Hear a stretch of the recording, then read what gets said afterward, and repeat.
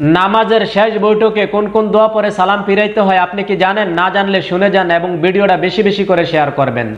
আত্তাহিয়াতু লিল্লাহি ওয়াস সালাওয়াতু ওয়াত তাইয়্যিবাতু আসসালামু আলাইকা আইয়ুহান নাবিয়্যু ওয়া রাহমাতুল্লাহি ওয়া বারাকাতুহু।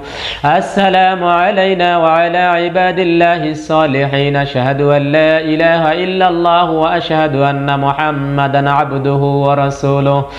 আল্লাহুম্মা সাল্লি আলা মুহাম্মাদ ওয়া আলা আলি محمد كما صليت على إبراهيم وعلى آل إبراهيم إنك حميد مجيد اللهم بارك على محمد وعلى آل محمد كما باركت على إبراهيم وعلى آل إبراهيم إنك حميد مجيد اللهم إني ظلمت نفسي ظلما كثيرا ولا يغفر الذنوب إلا أنت فاغفر لي مغفرة من عندك وارحمني إنك أنت الغفور الرحيم